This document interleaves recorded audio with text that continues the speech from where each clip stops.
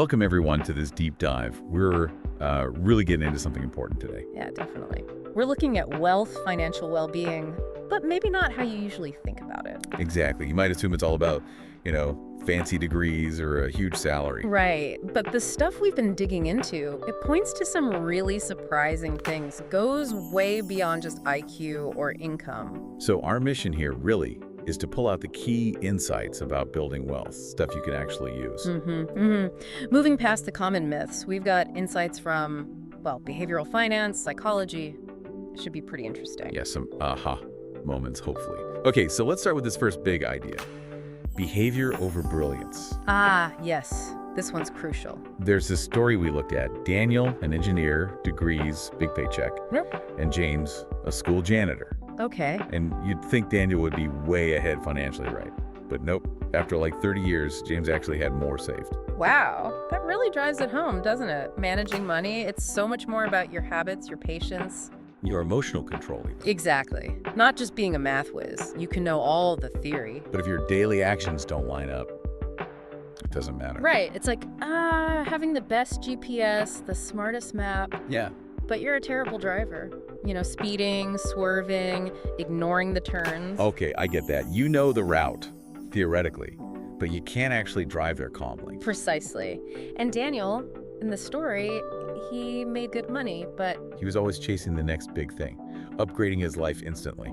yeah, always looked rich, flashy stuff, but often stressed underneath it all. Whereas James, the janitor, Yeah. he was just steady. Super consistent, Right. lived modestly, wasn't trying to impress anyone. Just quietly saved and invested, didn't try to time the market or anything. He just understood something fundamental. True wealth isn't really what you show, it's what you manage to keep. Ooh, that's a key distinction the material made. Being rich versus being wealthy. Totally different things. Rich is the visible stuff. The car, the clothes. Right, what people see. But wealth, that's the unseen part, the financial security, the options it gives you. The not living paycheck to paycheck part. Exactly. It reminds me of that Tony Robbins quote. Something like, It's not about how much money you make. It's about how much you keep. that's the one. It fits perfectly with this behavioral idea. It really forces you to look at yourself, doesn't it? Like when extra money comes in, what's the first instinct? Is it that urge to spend? That quick hit of pleasure? Yeah, and often on stuff that doesn't really build anything long term. I think we all feel that pull sometimes, and the psychology behind it is fascinating. It's less rational, more emotional. Definitely. Think about a casino, all the lights, the sounds. Right, it's designed to bypass your logical brain, get you Correct. feeling, not thinking. And our everyday spending can be kind of similar. We buy things not always out of need, but maybe. To feel something, Yeah. joy, power, fitting in, Yeah, maybe just boredom. exactly. Those underlying emotional cravings, fear of missing out even, that can be a big one. So that temporary buzz from buying something new, it feels good, but it doesn't build actual security. Not sustainable well-being, no. The material really stresses that real security comes from a mindset shift. From wanting more Yeah, to needing less. yeah. Being content with less, actually. When your outgoings are consistently less than your income, you create that cushion, that calm. Okay, which brings us to a practical tip. A tip from the coach, let's call it. Ah, the actionable stuff. Good. It's about tracking your spending. Not to feel guilty, though. No, definitely not about shame. It's about The awareness. suggestion is simple. For 30 days, just write down everything you spend. Every coffee, everything. Use a notebook, an app, whatever works. The act of just writing it down, Yeah. it makes it real, tangible. So at the end of the month, you can actually see the patterns. Exactly. See those impulse buys, the emotional spending you weren't even conscious of. It's about moving from unconscious spending to making intentional choices, aware choices. Precisely. It taps into that self-awareness piece that's so vital for changing any behavior. Okay, so let's recap this first part. Behavior beats brilliance in finance. Habits matter most. Right. And being rich, the outward show, is totally different from being wealthy, the actual security. And our emotions, our psychology, they drive a lot of our spending. Big time. So the first step is building awareness. Tracking helps with that. And James the janitor, he kind of got all this intuitively, didn't he? Treated money like a tool. respected it. Yeah, exactly. He had that intentional long-term view, which actually leads us perfectly into the next big point. The power of time. The hidden power of time. Yeah. And compounding. Right. The material used in another great story for this, Emma and Chloe. Yes, tell that one. It's so illustrative. Okay, so Emma saves $100 a month, but only from age 20 to 30. Just 10 years. Then she stops. Okay, 10 years of saving. Chloe starts later, at 30. But she saves that same $100 a month all the way until she's 60, so 30 years of saving. Right, 3 times as long. So Chloe should end up with more, logically. You'd think. But no. Emma, who only saved for that first decade, ends up with significantly more money. It's mind-blowing, isn't it? But that's compounding in action. That 10-year head start just gave her money so much more time to grow. And then the earnings started earning. Creating that snowball effect. It's that eighth wonder of the world idea often attributed to Einstein. Money making money. It's like planting a seed, isn't it? You put in the effort early, don't see much at first. Right, takes patience. But over time, with that consistent watering, it grows into something huge, like small savings habits growing into real wealth. But we live in such an instant gratification world now. Patience is hard. Totally. We want results yesterday. And building wealth, it's slow, it's quiet, almost invisible at the start. Which can feel really unsatisfying when you compare it to, crypto fortunes overnight or whatever the latest thing is. Exactly. Those get-rich-quick headlines are everywhere. So tempting. But sustainable wealth, the sources paint it more like tending a garden. Right. Consistent watering, small actions over and over, not just one big Miracle-Grow dose. Think of Warren Buffett. His wealth didn't come from one lucky bet. Decades of consistency. Investing, reinvesting, letting it compound. He just started early and stayed the course. It really hammers home. Consistency over speed. That snowball analogy works so well here too. Start small. Barely noticeable. But as it rolls downhill, gathering more snow, it becomes this massive force that's compounding over time. And it's not just for billionaires. There's another story about Tom. Oh yeah, the guy with the average income. Right.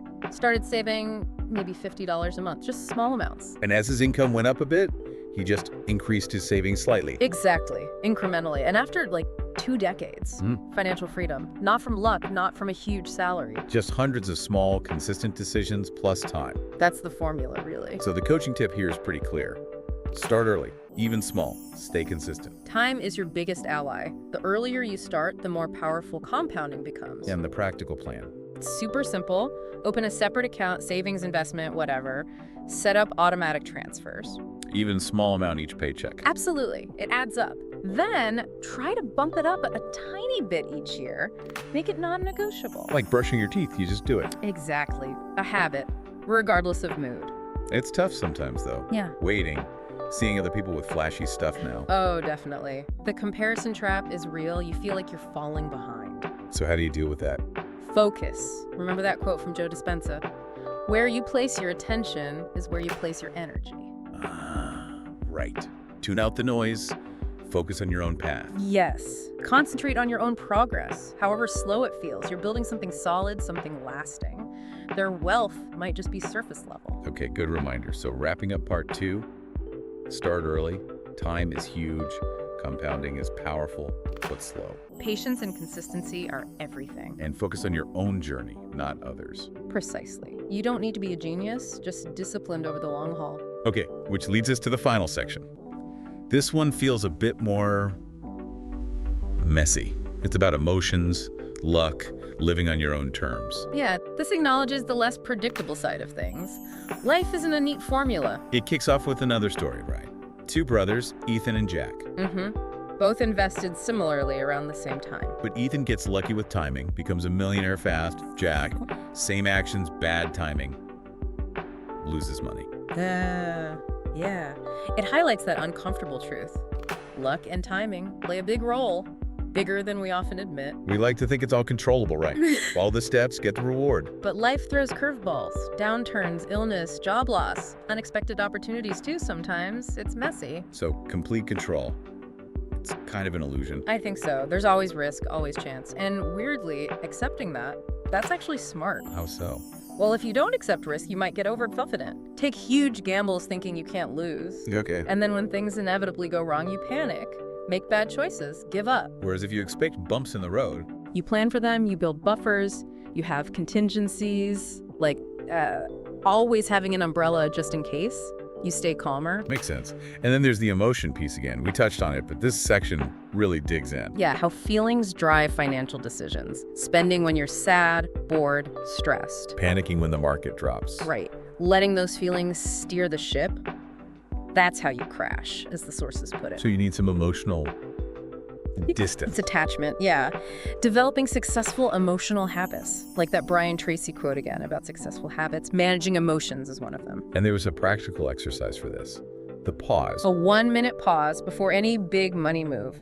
Just stop for 60 seconds. And ask yourself, am I reacting emotionally right now? Or responding thoughtfully to my long-term goals? short-term feeling or long-term well-being? Exactly. That little pause can break the impulsive cycle. And there was another rule for big purchases. The 72-hour rule for anything significant, non-essential. Wait 3 days before buying. Let the initial emotional buzz wear off. Right. If you still want it rationally after 3 days and it fits the plan, okay. But often the urge just fades. It creates space between emotion and action. I like that. There's Olivia's story too. Oh yeah, with the bonus. Right, wanted to splurge on a car, but then remembered her grandfather's advice. Money buys freedom. Don't trade it for noise. Powerful stuff. So she paid off debt, invested the rest. Chose long-term freedom over the flashy noise. Such a great illustration. That quote really gets to the heart of it. Shifting focus from impressing others To prioritizing your own freedom and security, which leads to that final idea, living on your own terms. Yes, asking those honest questions. Am I buying this because I want it or to look good to someone else? Does this bring me peace or just more pressure? It challenges that constant consumer pressure, doesn't it? That feeling you always need more. Definitely. The material basically says maybe you don't need a bigger house, maybe you just need a smaller need. You don't need the luxury lifestyle, you need financial peace. That's the goal, peace of mind. Okay, so let's pull these final threads together. Accept, luck, and risk exist. Helps you stay grounded. Manage emotions. Use pauses. Use the 72-hour rule. Don't react impulsively. Find freedom in needing less, not always chasing more. And live on your own terms. Prioritize peace, your values, not external validation. And that last action step, reflecting on the next big decision. Yeah, asking yourself, is this choice helping me build the life I really want? And if the answer is no, Pause. Rethink. Choose again. Intentionally. Align your actions with your true goals. because true wealth, it's not just the bank balance. Not at all. It's peace, purpose, freedom, living intentionally. Getting rich quick isn't the real goal.